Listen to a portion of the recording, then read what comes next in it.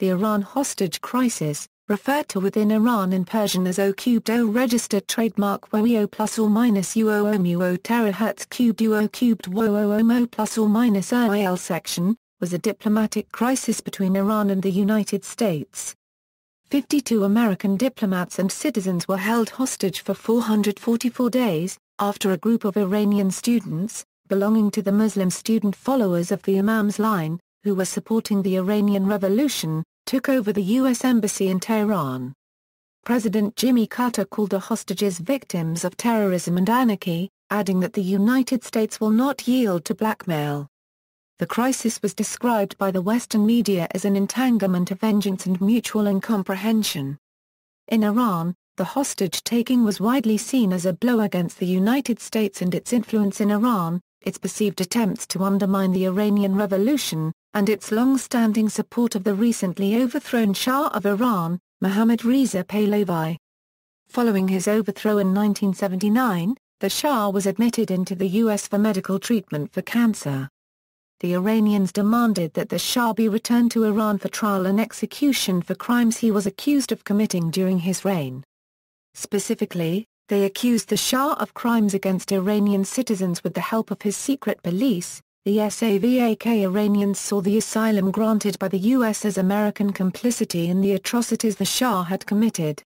In the United States, the hostage-taking was seen as an egregious violation of the principles of international law which granted diplomats immunity from arrest and diplomatic compounds inviolability.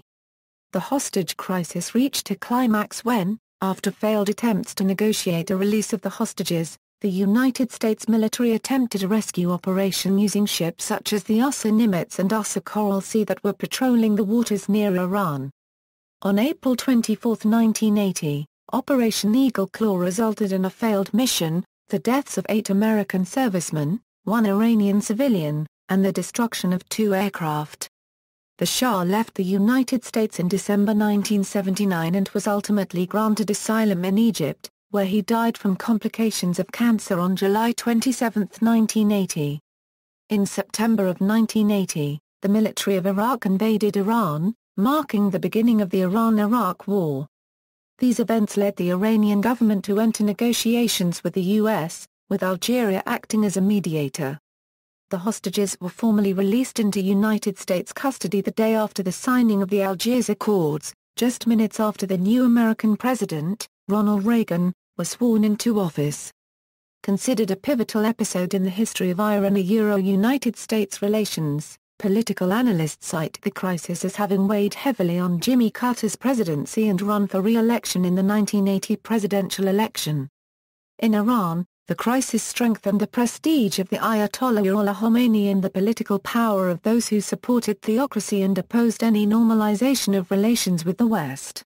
The crisis also marked the beginning of U.S. illegal action resulting in economic sanctions against Iran, to further weaken ties between Iran and the United States. Background: 1953 coup. In February 1979, less than a year before the hostage crisis, Mohammad Reza Pahlavi, the Shah of Iran, had been overthrown during the Iranian Islamic Revolution. For several decades prior to his deposition, the United States had allied with and supported the Shah.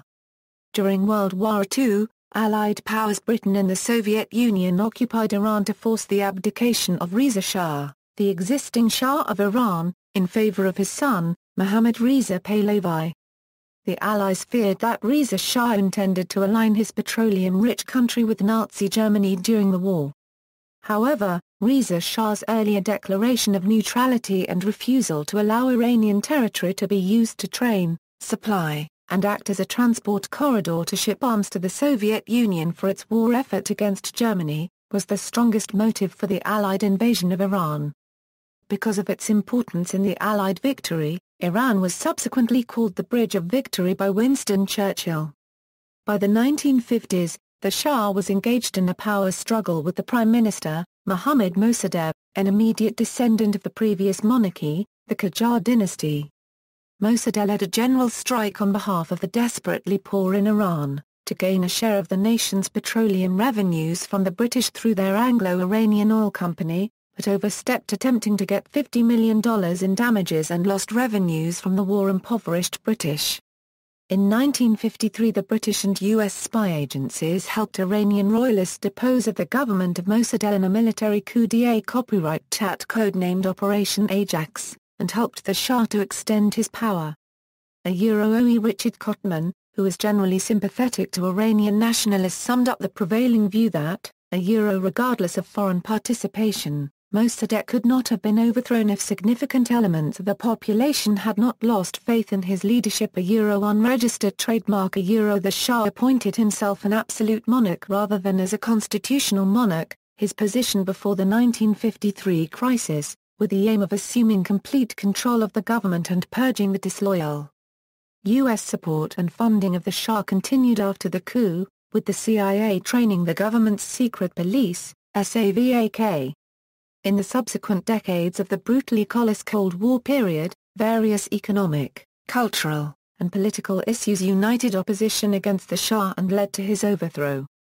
Carter administration. Months before the revolution, on New Year's Eve, December 31, 1977, American President Jimmy Carter further angered anti-Shah Iranians with a televised toast to the Shah, declaring how beloved the Shah was by his people. After the revolution culminated with the return of Ayatollah Khomeini from France in February 1979, the embassy had been occupied and staff held hostage briefly. Rocks and bullets had broken enough of the embassy's front-facing windows for them to be replaced with bulletproof glass. Its staff was reduced to just over 60 from a high of nearly 1,000 earlier in the decade. The Carter administration attempted to mitigate anti-American feeling by finding a new relationship with the de facto Iranian government and continuing military cooperation in hopes that the situation would stabilize. However, on October 22, 1979, the United States permitted the Shah, who was ill with lymphoma, to enter New York Hospital Cornell Medical Center for medical treatment.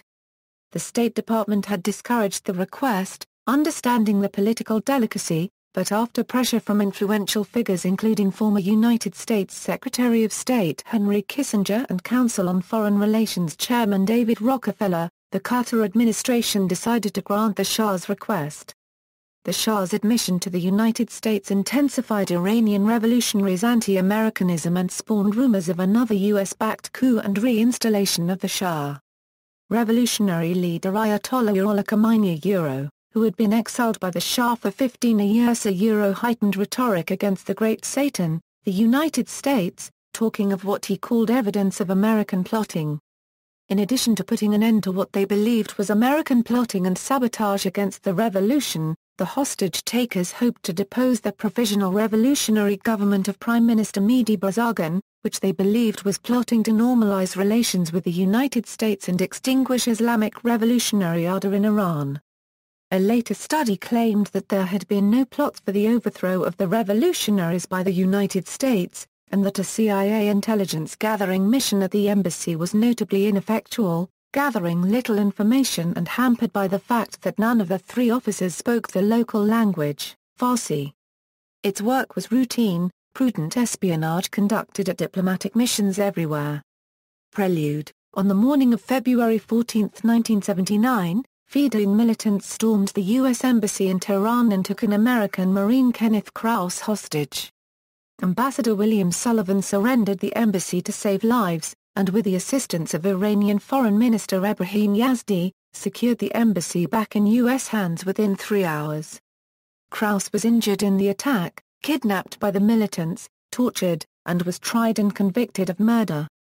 He was to be put to death by his accusers, but President Carter and Sullivan secured his release within 6 days. This incident became known as the Valentine's Day Open House. The next opportunity to seize the American embassy was initially planned in September 1979 by Ebrahim Asgharzadeh, a student at that time. He consulted with the heads of the Islamic associations of Tehran's main universities, including the University of Tehran, Sharif University of Technology, Amakabia University of Technology and Iran University of Science and Technology. Their group was named Muslim Student Followers of the Imam's Line. Asgharzadeh later said there were 5 students at the first meeting, two of whom wanted to target the Soviet embassy because the USSR was a Marxist and anti-God regime. Two others, Murder Mahdi and Habibullah Baitraf, supported Asghar Zady's chosen target, the United States. Our aim was to object against the American government by going to their embassy and occupying it for several hours, Asghar Zady said. Announcing our objections from within the occupied compound would carry our message to the world in a much more firm and effective way. Murder Mahdi told an interviewer, "We intended to detain the diplomats for a few days, maybe 1 week, but no more." Masumi Ebteka, spokeswoman for the Iranian students during the crisis, said that those who rejected Asghar Zady's plan did not participate in the subsequent events. The Islamist students observed the security procedures of the Marine security guards from nearby rooftops overlooking the embassy. They also used experiences from the recent revolution, during which the U.S. embassy grounds were briefly occupied. They enlisted the support of police in charge of guarding the embassy and of Islamic Revolutionary Guards. According to the group and other sources, Khomeini did not know of the plan beforehand. The Islamist students had wanted to inform him, but according to author Mark Bowden, Ayatollah Muhammad Mousavi Kouinaha persuaded them not to. Kouinaha feared the government would use police to expel the Islamist students as they had the last occupiers in February. The provisional government had been appointed by Khomeini, and so Khomeini was likely to go along with their request to restore order. On the other hand, Kouinaha knew that if Khomeini first saw that the occupiers were his faithful supporters and that large numbers of pious Muslims had gathered outside the embassy to show their support for the takeover, it would be very hard, perhaps even impossible, for the Imam Khomeini to oppose the takeover, and this would paralyze the Barzani administration Kouinaha and the students wanted to eliminate. Iranians stated that their motivation was fear of another American-backed coup against their popular revolution, as was done in 1953. They claimed that in 1953, the American embassy acted as a den of spies from which the American coup was organized. Documents we later found in the embassy suggesting that some workers in the embassy were working with American intelligence agencies. After the Shah's entry into the United States, the Ayatollah Khomeini called for street demonstrations. On November 4, 1979, one such demonstration, organized by Iranian student unions loyal to Khomeini, took place outside the walled compound housing the U.S. Embassy.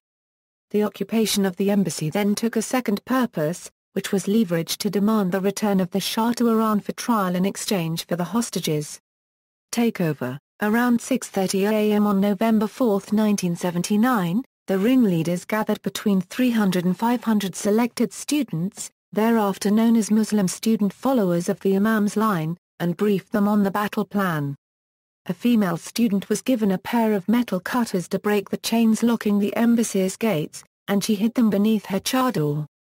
At first, the students planned to only make a symbolic occupation, release statements to the press, and leave when government security forces came to restore order was reflected in placards saying "Don't be afraid. We just want to set in." When the embassy guards brandished firearms, the protesters retreated, one telling the Americans, "We don't mean any harm." But as it became clear the guards would not use deadly force and that a large angry crowd had gathered outside the compound to cheer the occupiers and jeer the hostages, the occupation changed. According to one embassy staff member, buses full of demonstrators began to appear outside the embassy shortly after the Muslim student followers of the Imam's line broke through the gates. As Kouinaha had hoped, Khomeini supported the takeover. According to Foreign Minister Ebrahim Yazdi, when Yazdi came to Qom to tell the Imam about the incident, Khomeini told the minister to go and kick them out. But later that evening, back in Tehran, the minister heard on the radio that Imam Khomeini had issued a statement supporting the seizure and calling it the Second Revolution, and the embassy an American spy den in Tehran. The occupiers bound and blindfolded the embassy marines and staff and paraded them in front of photographers. In the first couple of days, many of the embassy staff who had sneaked out of the compound or not been there at the time of the takeover were rounded up by Islamists and returned as hostages. 6 American diplomats did however avoid capture and took refuge in the British embassy before being transferred to the Canadian embassy, and others went to the Swedish embassy in Tehran for 3 months. A joint Canadian government-Euro-Central Intelligence Agency covert operation, known as the Canadian Caper, managed to smuggle them out of Iran using Canadian passports and a cover story disguising them as a Canadian film crew on January 28, 1980. Hostage-holding motivations. The Muslim student followers of the Imam's line demanded that the Shah return to Iran for trial and execution.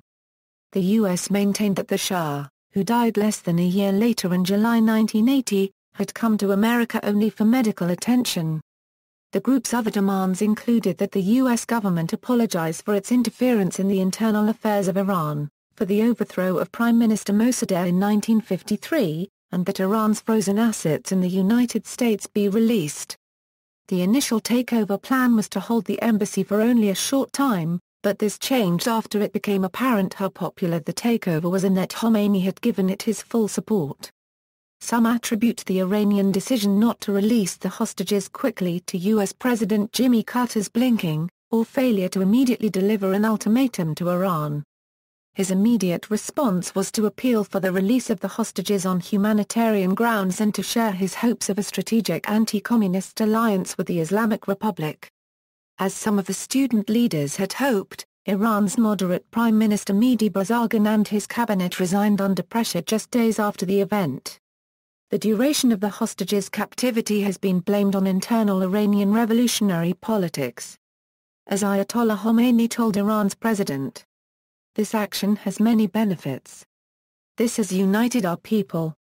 Our opponents do not dare act against us. We can put the constitution to the people's vote without difficulty, and carry out presidential and parliamentary elections." Theocratic Islamists, as well as leftist political groups and figures like the Socialist People's Mujahideen of Iran, supported the taking of American hostages as an attack on American imperialism, and its alleged Iranian tools of the West. Revolutionary teams displayed secret documents purportedly taken from the embassy, sometimes painstakingly reconstructed after shredding, to buttress their claim that the Great Satan was trying to destabilize the new regime, and that Iranian moderates were in league with the U.S. The documents were published in a series of books called Documents from the U.S. Espionage Den. These books included telegrams, correspondence, and reports from the U.S. State Department and CIA. According to a Federation of American Scientists bulletin from 1997, by 1995, an amazing 77 volumes of documents from the U.S. Espionage Den had been collected and published by the Muslim students following the line of the Imam. Many of these volumes of unredacted documents are now available online. By embracing the hostage-taking under the slogan "America can't do a thing," Khomeini rallied support and deflected criticism from his controversial Islamic theocratic constitution, which was due for a referendum vote in less than 1 month. Following the successful referendum, both leftists and theocrats continued to use the issue of alleged pro-Americanism to suppress their opponents, the relatively moderate political forces, which included the Iranian Freedom Movement, National Front, Grand Ayatollah Shariat Madari, and later President Abolhassan Banisadr. In particular, carefully selected diplomatic dispatches and reports discovered at the embassy and released by the hostage-takers led to the disempowerment and resignations of moderate figures such as Premier Mehdi Bazargan. The political danger in Iran of any move seen as accommodating America, along with the failed rescue attempt, delayed a negotiated release. After the hostages were released, leftists and theocrats turned on each other, with the stronger theocratic group annihilating the left. 444 days held hostage, hostage conditions, the hostage-takers, declaring their solidarity with other oppressed minorities, and the special place of women in Islam, released 13 women and African Americans in the middle of November 1979. One more hostage, a white man named Richard Queen, was released in July 1980 after he became seriously ill with what was later diagnosed as multiple sclerosis. The remaining 52 hostages were held captive until January 1981, a total of 444 days of captivity. The hostages initially were held in buildings at the embassy, but after the failed rescue mission they were scattered to different locations around Iran to make rescue impossible.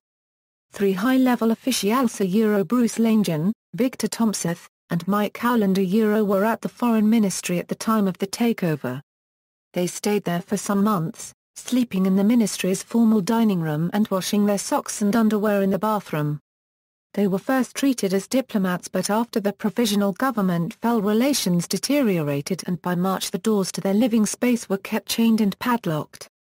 By midsummer 1980, the Iranians moved the hostages to prisons in Tehran to prevent either escape or rescue attempts and to improve the logistics of guard shifts and food delivery. The final holding area, from November 1980 until their release, was the Taimur Bakhtiari mansion in Tehran, where the hostages were finally provided tubs, showers and hot and cold running water. Several foreign diplomats and ambassadors including Canadian Ambassador Ken Taylor before the Canadian caper came to visit the hostages over the course of the crisis, relaying information back to the U.S. government including the Langen dispatches, made by hostage Bruce Langen to help the home country stay in contact. Iranian propaganda stated that the hostages were guests treated with respect. Ibrahim Asgharzadeh described the original hostage-taking plan as a non-violent and symbolic action where the gentle and respectful treatment of the hostages would dramatize to the whole world the offended sovereignty and dignity of Iran. In America, an Iranian Chaga copyright Dafer, Ali Agha, stormed out of a meeting with an American official, exclaiming, "We're not mistreating the hostages. They are being very well taken care of in Tehran. They are our guests." The actual treatment of the hostages was far different from that purported in Iranian propaganda. The hostages described beatings, theft, the fear of bodily harm while being paraded blindfold before a large, angry chanting crowd outside the embassy, having their hands bound day and night for days or even weeks, long periods of solitary confinement and months of being forbidden to speak to one another or stand, walk, and leave their space unless they were going to the bathroom. In particular, they felt the threat of trial and execution, as all of the hostages were threatened repeatedly with execution, and took it seriously. The hostage-takers played Russian roulette with their victims. The most terrifying night for the hostages came on February 5, 1980, when guards in black ski masks roused the 52 hostages from their sleep and led them blindfolded to other rooms. They were searched after being ordered to strip themselves until they were bare, and to keep their hands up. They were then told to kneel down. This was the greatest moment, as one hostage said. They were still wearing the blindfolds, so naturally, they were terrified even further. One of the hostages later recalled it was an embarrassing moment. However, we were too scared to realize it.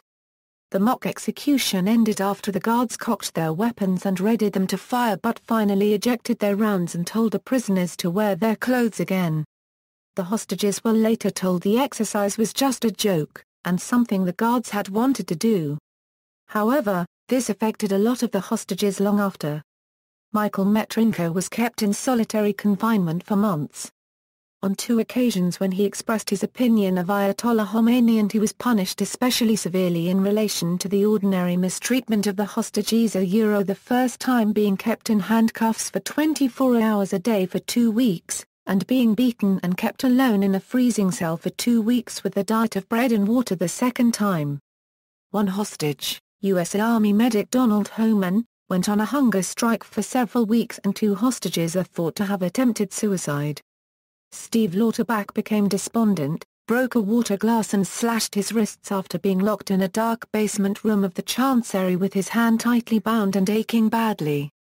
He was found by guards, rushed to the hospital and patched up. Jerry Moore, an introverted CIA communicator technician, smashed his head into the corner of the door, knocking himself unconscious and cutting a deep gash from which blood poured. Naturally withdrawn, and looking ill, old, tired, and vulnerable, Moore had become the butt of his guards' jokes, who rigged up a mock electric chair with wires to emphasize the fate that awaited him. After his fellow hostages applied first aid and raised the alarm, he was taken to a hospital after a long delay created by the guards. Different hostages described further Iranian threats to boil their feet in oil, cut their eyes out, or kidnap and kill a disabled son in America and start sending pieces of him to your wife. 4 different hostages attempted to escape, all being punished with stretches of solitary confinement when their attempt was discovered. The hostage released as a result of his multiple sclerosis, Richard Queen, first developed symptoms of dizziness and numbness in his arm 6 months before his release. It was misdiagnosed by Iranians first as a reaction to draft of cold air. And after warmer confinement didn't help, as it's nothing, the symptoms of which would soon disappear. Over the months the symptoms spread to his right side and worsened until Queen was literally flat on his back, unable to move without growing dizzy and throwing up. The cruelty of the Iranian prison guards became a form of slow torture. Guards would often withhold mail from home, telling one hostage, Charles W. Scott, "I don't see anything for you, Mr. Scott. Are you sure your wife has not found another man?" And hostages' possessions went missing. As the hostages were taken to the aircraft that would fly them out of Tehran, they were led through a gauntlet of students forming parallel lines and shouting Magbar America. When the pilot announced they were out of Iran, the freed hostages went wild with happiness. Shouting, cheering, crying, clapping, falling into one another's arms. Impact in the United States. In the United States, the hostage-taking is said to have created a surge of patriotism, and left the American people more united than they have been on any issue in 2 decades. The action was seen not just as a diplomatic affront, but as a declaration of war on diplomacy itself. Television news gave daily updates. The respected CBS Evening News anchor, Walter Cronkite, began ending each show in January 1980 by saying how many days the hostages had been captive. President Carter applied economic and diplomatic pressure on Iran. Oil imports from Iran were ended on November 12, 1979, and through the issuance of Executive Order 12,170, around $8 billion of Iranian assets in the U.S. were frozen by the Office of Foreign Assets Control on November 14. During the weeks leading up to Christmas in 1979, high school students created Christmas cards that were delivered to the hostages in Iran. This was then replicated by community groups across the country, resulting in bales of Christmas cards delivered to the hostages. The national Christmas tree that year was left dark except for the top star. A severe backlash against Iranians in the United States developed. One Iranian later complained, "I had to hide my Iranian identity not to get beaten up, even at university." According to author-journalist Mark Bowden, a pattern developed in President Carter's attempts to negotiate a release of the hostages. Carter would latch onto a deal proffered by a top Iranian official and grant minor but humiliating concessions, only to have it scotched at the last minute by Khomeini. Canadian rescue of hostages. On the day the hostages were seized, 6 American diplomats evaded capture and remained in hiding at the home of Canadian diplomat John Sheardown, under the protection of Canadian Ambassador Ken Taylor. In late 1979 the Canadian government secretly issued an order in council allowing Canadian passports to be issued to some American citizens so that they could escape. In cooperation with the CIA, which used the cover story of a film project, 2 CIA agents and the 6 American diplomats boarded a Swissair flight to Zurich, Switzerland, on January 28, 1980. Their escape and rescue from Iran has become known as the Canadian Caper. The rescue was fictionalized in the 2012 film Argo, with the movie showing a number of non-historical elements. Negotiations for release. Rescue attempts. First rescue attempt. After rejecting Iranian demands, Carter approved an ill-fated secret rescue mission, Operation Eagle Claw.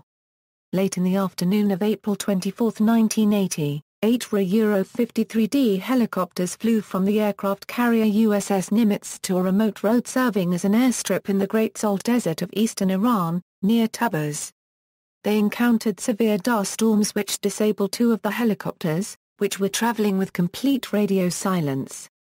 Early the next morning 6 of the 8 Euro-53D helicopters met up with several waiting Lockheed C-130 Hercules transport and refueling airplanes at the landing site and refueling area, designated Desert 1 by the mission.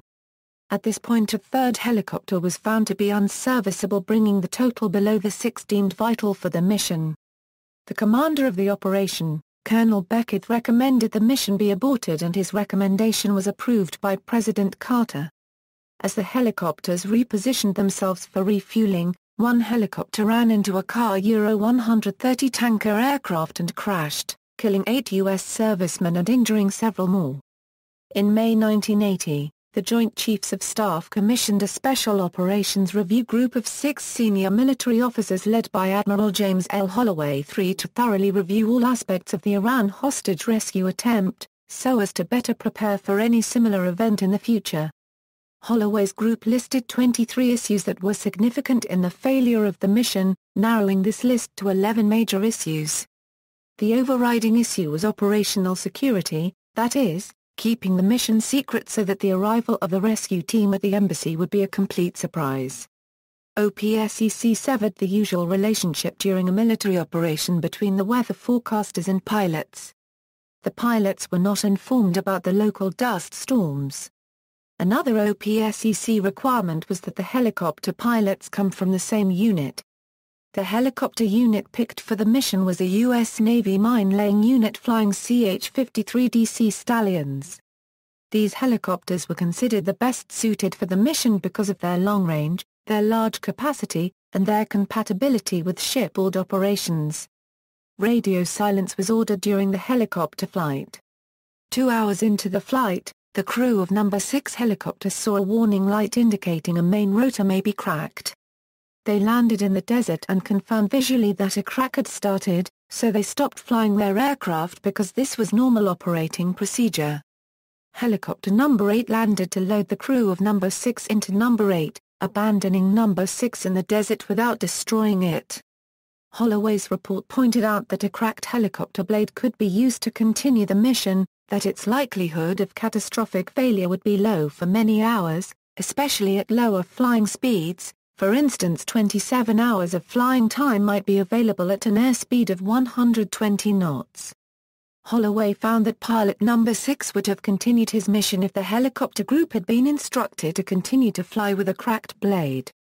When the helicopters encountered 2 dust storms along the way to the refueling point, the second more severe than the first, the pilot of No. 5 turned back because the mine-laying helicopters were not equipped with terrain-following radar. They had night vision goggles that suited their duty as mine layers, but were useless in this kind of very thick dust storm. Holloway's report found that pilot No. 5 could have continued to the refueling point if he had been told that better weather awaited him there, but with the command for radio silence in mind, this pilot did not ask nor was he told about conditions ahead. Holloway's report stated that there were ways to pass the information between the refueling station and the helicopter force that would have small likelihood of compromising the mission, in other words, that a ban on inter-force communications was not completely necessary at this stage. Helicopter No. 2 experienced a partial hydraulic system failure, but was able to fly on for 4 hours to the refueling location at Desert 1. On the ground, inspection showed that a hydraulic fluid leak had damaged a hydraulic pump, and that the helicopter could not be flown safely, nor could it be repaired in time to continue the mission. 6 helicopters was thought to be the absolute minimum required for the rescue mission, so with the force reduced to 5, the local commander radioed his intention to abort the mission. This request was passed through military channels to President Carter, who agreed to abort the mission. After the mission and its failure were made known publicly, Khomeini's prestige skyrocketed in Iran as he credited divine intervention on behalf of Islam for the result. Iranian officials who favored release of the hostages, such as President Bani Sadr, were weakened. In America, President Carter's political popularity and prospects for being re-elected in 1980 were further damaged after a television address on April 25, in which he explained the rescue operation and accepted responsibility for its failure. Planned second rescue attempt. A second rescue attempt that was planned but never attempted used highly modified YMC-130H Hercules aircraft. Outfitted with rocket thrusters fore and aft to allow an extremely short landing and takeoff in the Sheikh Sharudi football stadium located close to the embassy, 3 aircraft were modified under a rushed super-secret program known as Operation Credible Sport. One aircraft crashed during a demonstration at Duke Field at Eglin Air Force Base Auxiliary Fielder 3 on October 29, 1980, when its landing braking rockets were fired too soon. The misfire caused a hard touchdown that tore off the starboard wing and started a fire. All on board survived. The impending change in the White House following the November election led to an abandonment of this project. The failed rescue attempt led to the creation of the 160th SOAR, a helicopter aviation special forces group in the United States Army and the United States Special Operations Command. Release. With the final completion of the Iran hostage crisis negotiations, the hostages were released on January 20, 1981. On January 20, 1981, at the moment Reagan completed his 20-year inaugural address after being sworn in as president, the 52 American hostages were released by Iran into U.S. custody, having spent 444 days in captivity. The hostages were flown to Algeria as a symbolic gesture for the help of that government in resolving the crisis. The flight continued to Rhein Air Base in West Germany and on to Wiesbaden USAF Hospital, where former President Carter, acting as emissary, received them. After medical checkups and debriefings, they took a second flight to Stewart Air National Guard Base in Newburgh, New York, with a refueling stop in Shannon, Ireland, where they were greeted by a large crowd. From Newburgh they traveled by bus to the United States Military Academy, and stayed at the Thayer Hotel at West Point for 3 days, receiving a hero's welcome all along the route. 10 days after their release, the former hostages were given a ticker tape parade through the Canyon of Heroes in New York City. Aftermath. Iran-Iraq War. The Iraq invasion of Iran occurred less than a year after the embassy employees were taken hostage. American journalist Stephen Kinzer believes the dramatic change of U.S.-Iranian relations from ally to enemy played a part in emboldening Saddam Hussein to invade, and U.S. anger with Iran led the United States to aid Iraq after the war turned against Iraq. The United States supplied Iraq with, among other things, helicopters and satellite intelligence that was used in selecting bombing targets. U.S. assistance to Iraq deepened and widened anti-American feeling in Iran. Iran. The hostage-taking was unsuccessful for the Islamic Republic in some respects. Iran lost international support for its war against Iraq, and the settlement was considered almost wholly favorable to the United States since it did not meet any of Iran's original demands. But the crisis strengthened Iranians who supported the hostage-taking. Anti-Americanism became even more intense, and anti-American rhetoric continued unabated. Politicians such as Mohammad Mousavi Kouinaha and Behzad Nabavi were left in a stronger position, while those associated or accused of association with America were removed from the political picture. Khomeini biographer Becca Moyne describes the incident as a watershed in Khomeini's life, transforming him from a cautious, pragmatic politician into a modern revolutionary, single-mindedly pursuing, a dogma. In his statements, imperialism, liberalism, democracy were negative words, while revolution became a sacred word, sometimes more important than Islam. Some have suggested that the greatest benefit of the takeover of the American embassy was the acquisition of intelligence information contained within the embassy, including the identity of informants to the U.S. government, which the new Islamic Republic could use to remove potential dissenters and consolidate its gains and stabilize its place. The Iranian government commemorates the event every year by demonstration at the embassy and burning a U.S. flag, but on November 4, 2009, when pro-democracy protesters and reformists demonstrated in the streets of Tehran, despite Iranian government authorities encouraging people to chant "Death to America," protesters instead chanted "Death to the Dictator," and other anti-government slogans. United States. In the United States, gifts were showered upon the hostages upon their return, including lifetime passes to any minor league or Major League Baseball game. In 2000, the hostages and their families tried to sue Iran, unsuccessfully, under the Anti-Terrorism Act. They originally won the case when Iran failed to provide a defense, but the U.S. State Department tried to put an end to the suit, fearing that it would make international relations difficult. As a result, a federal judge ruled that nothing could be done to repay the damages the hostages faced because of the agreement the United States made when the hostages were freed. The U.S. Embassy building is used by Iran's government and its affiliated groups. Since 2001, the building has served as a museum to the revolution. Outside the door stands a bronze model based on New York's Statue of Liberty on one side and a statue portraying one of the hostages on the other. The Guardian reported in 2006 that a group called the Committee for the Commemoration of Martyrs of the Global Islamic Campaign used the U.S. Embassy to recruit martyrdom seekers, volunteers to carry out operations against Western and Jewish targets. Mohammad Samadi, a spokesman for the group, signed up several hundred volunteers in a few days. Hostages, November 4, 1979 January 20, 1981, 66 original captives, 63 taken at the embassy, 3 captured and held at Foreign Ministry office. 3 of the hostages were operatives of the CIA. 13 hostages were released November 19, 1979, and 1 was released on July 11, 1980. 52 remaining hostages endured 444 days of captivity until their release January 20, 1981. 6 diplomats who evaded capture.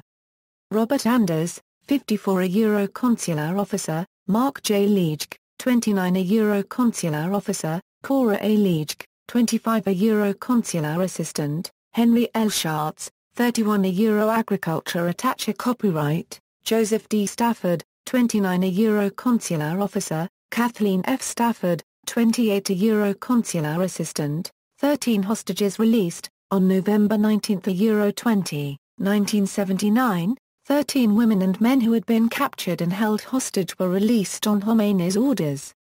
Kathy Gross, 22 Secretary, Sergeant James Hughes, 30 U.S. Air Force Administrative Manager, Lillian Johnson, 32 Secretary, Sergeant Liddell Maples, 23 U.S. Marine Corps Embassy Guard, Elizabeth Montan, 42 Secretary, Sergeant William Quills, 23 U.S. Marine Corps Embassy Guard, Lloyd Rollins, 40 Administrative Officer Captain Neil Robinson U.S. Air Force Military Intelligence Officer Sergeant David Walker, 25 U.S. Marine Corps Embassy Guard, Joan Walsh, 33 Secretary, Corporal Wesley Williams, 24 U.S. Marine Corps Embassy Guard, Richard I. Queen released. On July 11, 1980, 28-year-old Vice Consul Richard I. Queen, who had been captured and held hostage, was released after becoming seriously ill. He was later diagnosed with multiple sclerosis. Remaining hostages released. The following 52 remaining hostages were held captive until January 20, 1981. Thomas L. Ahern, a J.R., a Euro-Narcotics Control Officer, Claire Cortland Barnes, 35 Euro Communications Specialist, William E. Belk, 44 Euro Communications and Records Officer, Robert O. Blucher, 54 Euro Economics Officer specializing in oil, Donald J. Cook, 25 Euro Vice Consul, William J. Doughty, 33 Euro Third Secretary of U.S. Mission, Lieutenant CMDR. Robert Engelman, 34 Euro U.S. Navy Attaché Copyright, Sergeant William Gallegos, 22 Euro U.S. Marine Corps Guard, Bruce W. German, 44 Euro Budget Officer, Dwayne L. Gillette, 24 Euro U.S. Navy Communications and Intelligence Specialist, Alan B. Golasinski, 30 Euro Chief of Embassy Security, Regional Security Officer, John E. Graves, 53 Euro Public Affairs Officer, CWO Joseph M. Hall, 32 Euro U.S. Army Military Attaché Copyright, Sergeant Kevin J. Hermaning, 21 Euro U.S. Marine Corps Guard, SGT. First Class Donald A. Homan, 38 Euro U.S. Army Medic Colonel Leland J. Holland, 53 Euro Military Attaché Copyright, Michael Howland, 34 Euro Assistant Regional Security Officer, held at Iranian Foreign Ministry Office, Charles A. Jones, a J.R., 40 Euro Communications Specialist, Teletype Operator.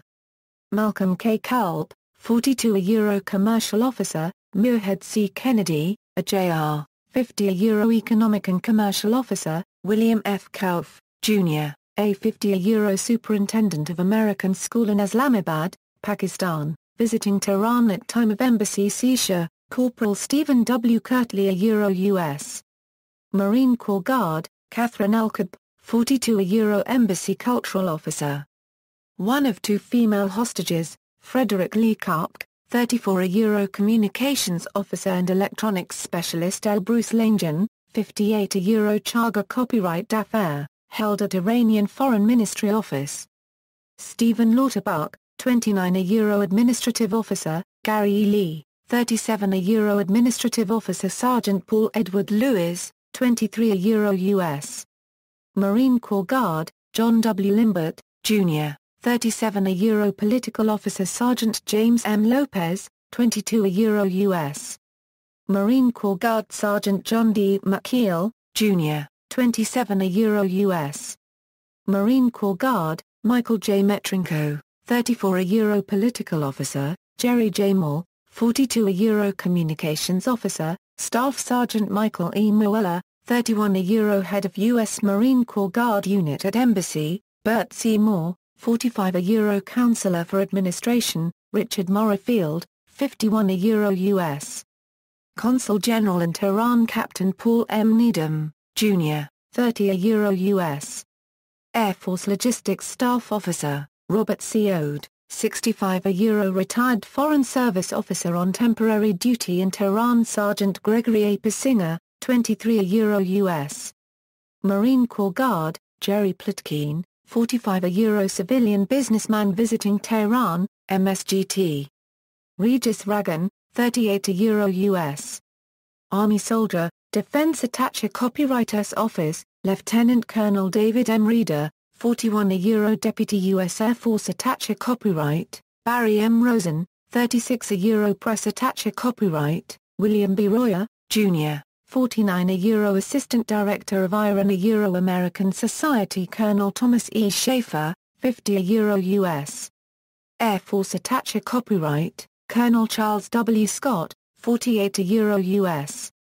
Army Attaché Copyright, CMDR. Donald A. Scherer, 40 a Euro U.S. Navy Attaché Copyright, Sergeant Rodney V. Sigman, 22 a Euro U.S. Marine Corps Guard, Staff Sergeant Joseph Subbick, Jr., 23 a Euro Military Police, U.S. Army, Defense Attaché Copywriters Staff, Elizabeth Ann Swift, 40 a Euro Deputy Head of the Political Section. One of two female hostages, Victor L. Tomseth, 39 a Euro Counselor for Political Affairs, held at Iranian Foreign Ministry Office, Philippa Ward, 40 a Euro Communications Officer CIA, hostages awarded. All State Department and CIA employees taken hostage were awarded the State Department Award for Valor. Political officer Michael J. Metrinko received two, one for his time as a hostage and another for his daring rescue of Americans who had been jailed in Tabriz months before the embassy takeover. For their service during the hostage crisis, the U.S. military later awarded the 20 servicemen who were among the hostages the Defense Meritorious Service Medal. The only hostage serviceman not to be issued the medal was Staff Sergeant Joseph Subbick, a junior. The reason given was that Staff Sergeant Subbick did not behave under stress the way non-commissioned officers are expected to act, that is, he cooperated with the hostage takers, according to other hostages. For their part in the mission, the Humanitarian Service Medal was awarded to the servicemen of Joint Task Force 1 a Euro 79 who participated in the rescue attempt. Also, the Air Force Special Operations component of the mission was awarded the Air Force Outstanding Unit Award for that year for performing their part of the mission flawlessly, to include accomplishing the evacuation of the entire Desert One site after the accident and under extreme conditions. Civilian hostages. A small number of hostages were not connected to diplomatic staff. All had been released by late 1981. Mo'i Sobhani, an Iranian-American engineer and a member of the Bahá'í Faith. Released 21,981. Zia Nasseri Nasri, an Afghan-American. Released 21,981. Cynthia Dwyer, an American reporter, was eventually charged with espionage and expelled 21,981. Electronic Data Systems employees Paul Kaiparan and Bill Gaylord rescued by Ross Perot-funded operation in 1979. 4 British missionaries including Dr. Canon John Coleman, his wife Audrey Coleman and Jean Waddell. Notable hostage takers, guards, and interrogators, Abbas Abdi, now one of Iran's most influential reformists, journalist, self-taught sociologist, and social activist. Hamid Abu-Talbi, Iranian ambassador to the United Nations. Ebrahim Asgharzadeh, then a student, now an Iranian political activist and politician, member of the parliament and chairman of the City Council of Tehran. Muhsin Murdamadi, an organizer of the hostage, member of the parliament, head of the largest pro-reform party in Iran, Islamic Iran Participation Front. Masumi Ebteka, interpreter and spokesperson of the student group that occupied the U.S. Embassy in 1979, an Iranian scientist, journalist and politician, later became the first female vice president of Iran, head of Environment Protection Organization of Iran during the administration of President Mohammad Khatami, and is currently serving for a second time under President Hassan Rouhani. Mohammad Mousavi Kouinaha, spiritual leader of the hostage takers. Hussein Sheikh al-Islam, a student, later a member of the parliament and Iranian ambassador to Syria. October surprise conspiracy theory. Allegations that the Reagan administration negotiated a delay in the release of the hostages until after the 1980 presidential election have been numerous. Gary Sick, principal White House aide for Iran and the Persian Gulf on the Carter administration unregistered trademark as National Security Council, in his book October Surprise, America's Hostages in Iran in the Election of Ronald Reagan, alleged that William Casey and possibly George H. W. Bush, went to Paris to negotiate delaying the release of the hostages until after the election. Such allegations, however, remain unproven. See also, Baghdad kidnapping of Iranian diplomat, case concerning United States diplomatic and consular staff in Tehran, guests of the Ayatollah, the first battle in America's war with militant Islam, Iran-Contra affair, Iranian diplomats kidnapping, list of hostage crises, Student Day in Iran, United Nations Security Council Resolution 457 and 461 on the hostage situation, notes.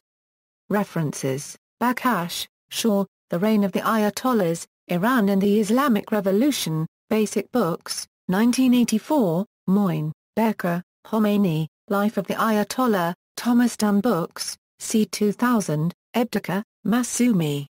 Reed, Fred. Takeover in Tehran, The Inside Story of the 1979 U.S. Embassy Capture. Burnaby, B.C., DeLong Books. ISBN A0-88922-443-9, 444 Days to Freedom, What Really Happened in Iran. DVD UPC 033909253390, Gary Sick 1991 October Surprise, America's Hostages in Iran in the Election of Ronald Reagan. New York, Random House. Further reading, Ammon, Daniel. The King of Oil, The Secret Lives of Mark Rich. New York, St. Martina Euroes Press. ISBN A0-312-57074-0. Stewart, James. The Partners, Inside America's Most Powerful Law Firms. New York, Simon & Schuster. ISBN A0-671-42023-2. Engelmeyer, Sheldon D. Hostage, A Chronicle of the 444 Days in Iran. New York, Caroline House Publishing. ISBN A0-89803-084-6. Bowden, Mark. Guests of the Ayatollah, The Iran Hostage Crisis, The First Battle in America's War with Militant Islam. New York, Grove Press. External links, complete set of seized documents from the U.S. Embassy in Tehran, From Hostages to Arms Scandal from the Dean Peter Croft Foreign Affairs Digital Archives, Video Archive of Hostage Crisis, The memory hole hosts a gallery of photographs taken from inside the U.S. Embassy during the crisis. List of hostages and casualties. The Iran hostages, efforts to obtain compensation. Congressional Research Service, remembering the Iran hostage crisis, BBC's interview with Ebrahim Asghai, a hostage taker, and Bruce Langdon, a captive. Hostage list source, learning to keep a secret. The hostage rescue attempt as remembered by a Marine who was off Iran for that mission, with history leading up to the crisis, the events of that time of crisis including the Soviet takeover of Afghanistan, and the rescue mission. Avenue of Flags Memorial and Hermitage, PA, final number of This Week in Tehran, the embassy newsletter for its employees, dated October 30, 1979, former hostages allege Iran's new president was captor. CNN, the short film Hostage Report is available for free download at the Internet Archive. More, Banged Up Abroad, The Real Argo on YouTube, Declassified Documents, United States, OSD and Joint Staff FOIA Center, Iran Hostage Crisis, Great Britain, Records of the Prime Minister's Office, Correspondence and Papers. 1979 to 1997 Iran, Internal Situation in Iran. Attack on British Embassy. Hostage-taking at U.S. Embassy. Freezing of Iranian assets. U.S. mission to release hostages. Relations with U.S. and U.K. following hostage-taking at U.S. Embassy.